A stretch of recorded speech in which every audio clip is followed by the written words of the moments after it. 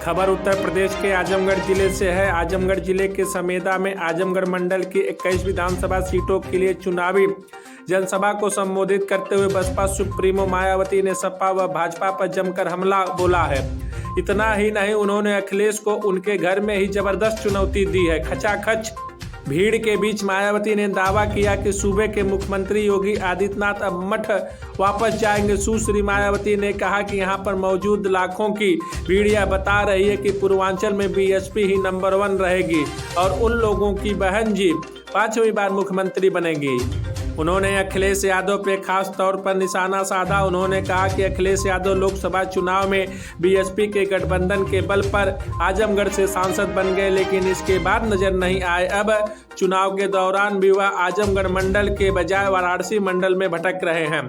आजमगढ़ से चुनाव न लड़के वह करहल में चुनाव लड़ने चले गए और वहां पर भी अपने पिता को लेकर चुनाव प्रचार कर रहे हैं। सपा की ओर से बसपा को भाजपा की बी टीम बताए जाने के आरोप में उन्होंने जवाब दिया कि सपा ही बीजेपी की बी टीम है।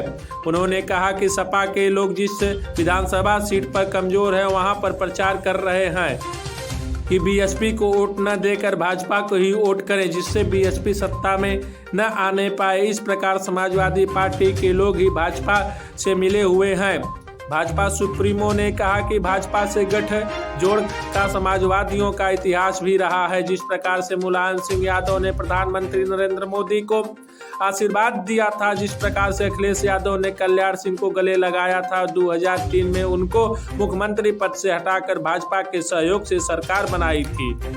यह किसी से नहीं छिपा है। बसपा सुप्रीमो ने कांग्रेस पर निशाना साधा और कहा कि दलित उत्पीड़न के मामले में खुद को मसीहा साबित करने वाली कांग्रेस को यूपी प्रभारी केवल फोटो खिंचवाती। उन्होंने कहा कि जिस प्रकार से कांग्रेस की राष्ट्रीय अध्यक्ष सोनिया गांधी हैं, उसी प्रकार से बसपा की वह खुद राष्ट्रीय अध्यक्ष है। सोनिया गांधी कहीं दलित उत्पीड़न के मामले में नहीं जाती बल्कि लोग जाते हैं।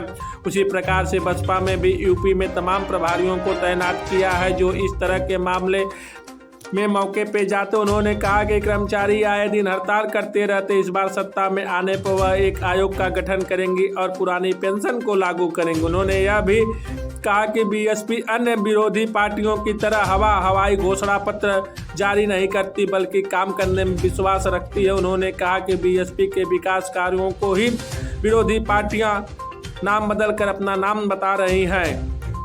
कानून व्यवस्था के मुद्दे पे बसपा सुप्रीमो ने कहा कि सत्ता में आने पर अराजक तत्वों को जेल में रखेंगे और कानून व्यवस्था पिछली सरकार की तरह ही मजबूत से रहेगी। आजमगढ़ सपा के गढ़ में मायावती जी ने ललकारा है।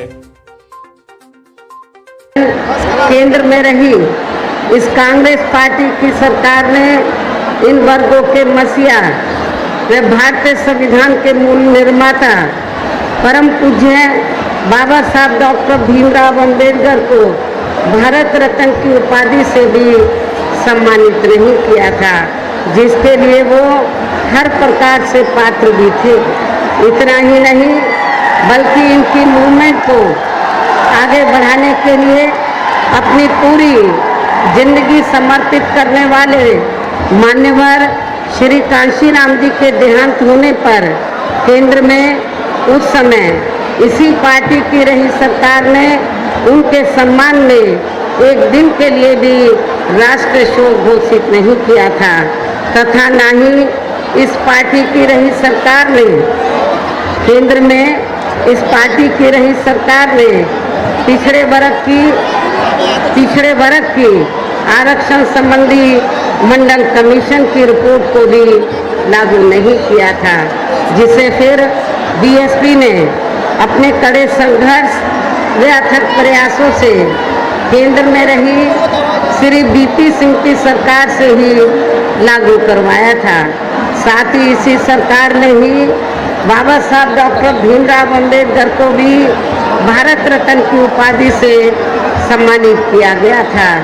लेकिन अब केंद्र व अधिकांश राज्यों की भी सत्ता से बाहर होने पर यही कांग्रेस पार्टी खासकर दलितों, आदिवासियों व अन्य पिछड़े वर्गों के वोटों की खातिर आए दिन किस्म किस्म की नाटकबाजी करती रहती है, जबकि इन वर्गों के व अन्य और मामलों में भी इस पार्टी की सच्चाई तो ये है कि कांग्रेस पार्टी जब सत्ता में आसीन होती है और इनके अच्छे दिन होते हैं तो तब इस पार्टी को इन वर्गों का विकास व उत्थान आदि याद नहीं आता है, भी भागीदारी याद आती है। इतना ही नहीं बल्कि इस पार्टी के बाद खासकर यहाँ सपा व बीजेपी आदि की बनी सरकार में भी यूपी की जनता अधिकांश मामलों में काफ़ी ज़्यादा दुखी रही है। सपा की सरकार में तो ज़्यादातर यहाँ गुंडों, बदमाशों, माफियाओं, अराजक तत्वों व सरेआम लूट खसोट करने एवं दंगे फसाद आदि कराने वालों का ही राज रहा है, जिसकी खास वजह से ही इस सरकार में हमेशा यहाँ तनाव की स्थिति बनी रही है।